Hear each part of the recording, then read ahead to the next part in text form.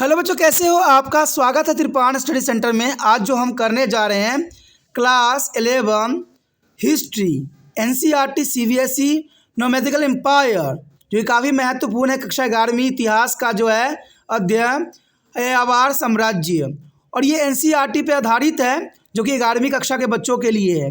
इसमें हम कुछ क्वेश्चन पे एनालाइज करेंगे, समझेंगे, जो एग्ज़ाम व्यू से काफ़ी महत्वपूर्ण होगा। हमारा यहाँ क्वेश्चन जो हम करेंगे वो हिंदी इंग्लिश दोनों ही माध्यम में रहेगा, तो ये और भी आपके लिए महत्वपूर्ण रहेगा। तो हर एक क्वेश्चन को समझिए, देखिए और विचार कीजिए।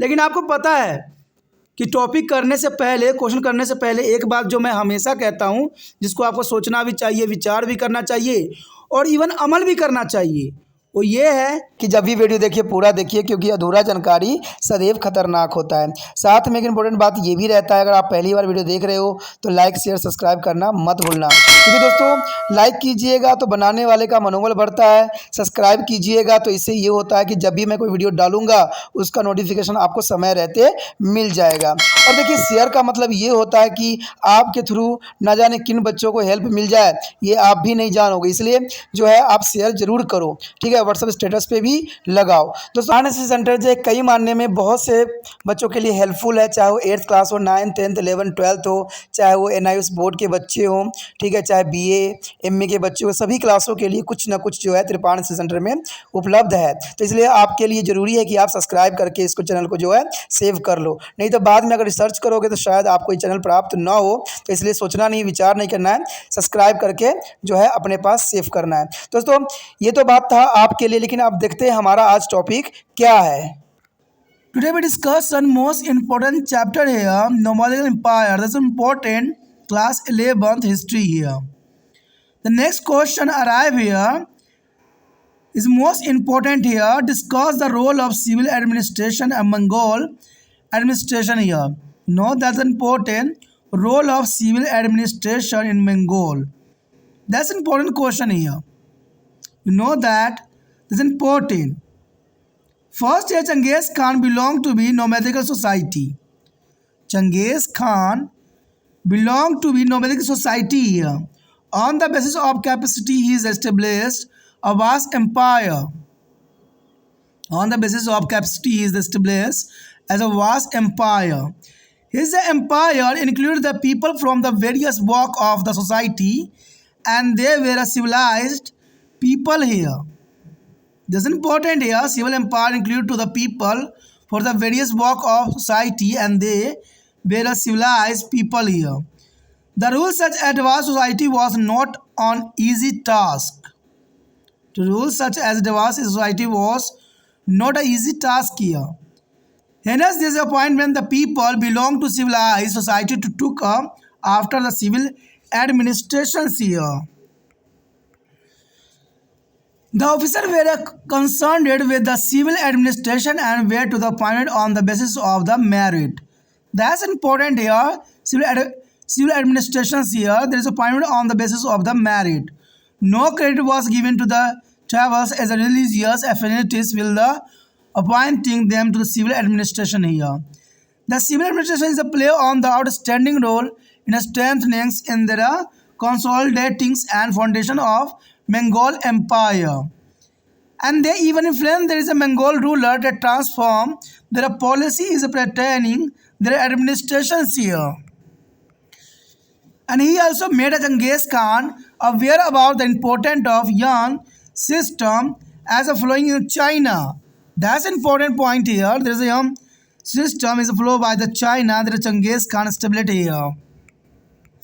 यहाँ पर यदि हम बात करें अवार साम्राज्य के अंतर्गत क्लास 11th हिस्ट्री, हमारा अगला क्वेश्चन जो आया है जो कि काफ़ी महत्वपूर्ण है। यहाँ पर क्वेश्चन साफ है कि मंगोल शासन में नागरिक शासन की भूमिका पर चर्चा करें, यानी नागरिकों की शासन में क्या भूमिका था। मंगोल के शासन में नागरिकों को क्या शासन में भूमिका थी। क्वेश्चन यह साफ है कि मंगोल शासन हुआ, उसमें नागरिक का शासन में क्या भूमिका थी। देखा जाए तो चंगेज़ खान खनाबदोश समाज से था, यानी चंगेज़ खान जो था ये जो है अवार साम्राज्य से संबंध रखता था और ये एक तरह से घुमंतरू होती थी। चंगेज़ खान जो था खनावदोस यानी घुमंतरू समाज से संबंध रखता था और क्षमता के आधार पर उन्होंने एक विशाल साम्राज्य स्थापित भी किया। देखा जाए तो चंगेज खान ने अपनी क्षमता के आधार पर जो है एक विशाल साम्राज्य की स्थापना भी किया। उनके साम्राज्य में समाज के विभिन्न क्षेत्रों के लोग शामिल थे और वो सभ्य लोग थे। यानी देखा जाए तो चंगेज खान के साम्राज्य में जो लोग शामिल थे वो सब सभ्य लोग थे। इतने विभिन्नतापूर्ण समाज का शासन करना कोई आसान काम नहीं था। यदि देखा जाए तो इतनी विभिन्नता भरी समाज, लेकिन यहाँ पर बात ये आता है कि चंगेज खान जिस साम्राज्य का शासक था वो एक सभ्य लोगों का था, लेकिन क्या चंगेज खान सभ्य था? ये बहुत बड़ा प्रश्न चिन्ह उठता है, क्योंकि देखा जाए तो चंगेज खान ने बहुत ही कम उम्र में अपनी भाई की हत्या कर दी। तो सभ्य हम कैसे कह सकते हैं? ये भी इतिहास बताई जाती है कि चंगेज खान हर एक मिनट में एक औरत का बलात्कार करता था या हर एक मिनट में एक व्यक्ति की कत्ल करता था। अगर ऐसी बात थी तो चंगेज खान को हम सभ्य कैसे कह सकते हैं? कैसे उसके साम्राज्य में सभ्य लोग हो सकते हैं? लोग हो सकते हैं, लेकिन चंगेज खान यहाँ सभ्य नहीं है। क्योंकि देखा जाए एक कहावत है कि चंगेज खान तब हत्या नहीं करता जब वो किसी औरत को बलात्कार कर रहा होता है। तो ऐसे क्रूर व्यक्ति को याद रखना शायद संभव नहीं हो सकता है। कहते हैं इतना होते हुए भी उसका शासन व्यवस्था बहुत ही कठोर थी, क्योंकि ये व्यक्ति ही कठोर था और उसके शासनकाल में गलती करने का अर्थ था मृत्युदंड। इसलिए इतनी विभिन्नता समाज पर शासन करना कोई आसान काम नहीं था, लेकिन इसकी क्रूर नीतियों के कारण वो शासन कर सका।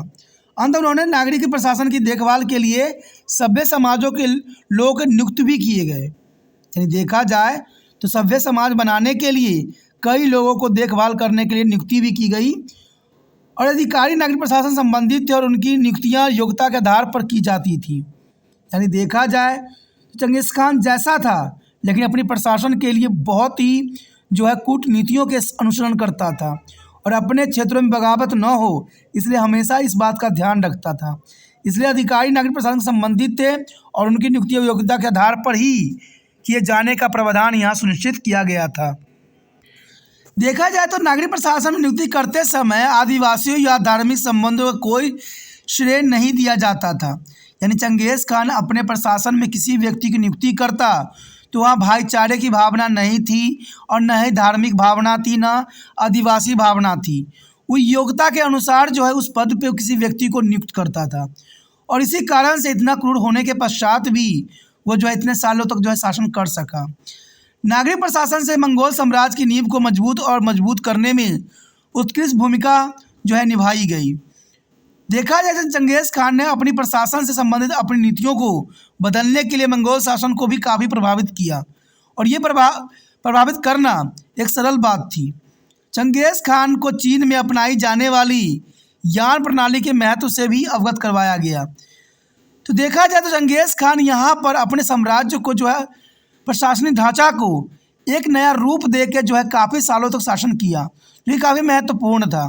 तो इसी के साथ हमारा जो यह क्वेश्चन की जो सिलसिला था ख़त्म हो जाता है, जो काफ़ी महत्वपूर्ण था।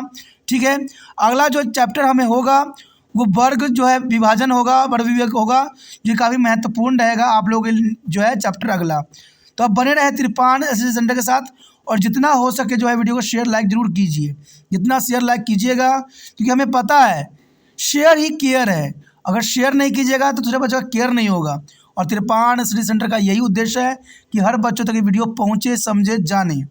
ठीक है, और दूसरी बात ये होता है कि वीडियो देखिए तो स्किप करके कभी ना देखिए, देखिए तो पूरा वीडियो देखिए, नहीं देखिए तो कुछ भी मत देखिए, क्योंकि स्किप करके देखिएगा तो समझ नहीं आएगा। और साथ में जो है क्वेश्चन को नोट भी साथ में कीजिएगा, तो ये आपके लिए काफ़ी महत्वपूर्ण बन जाता है।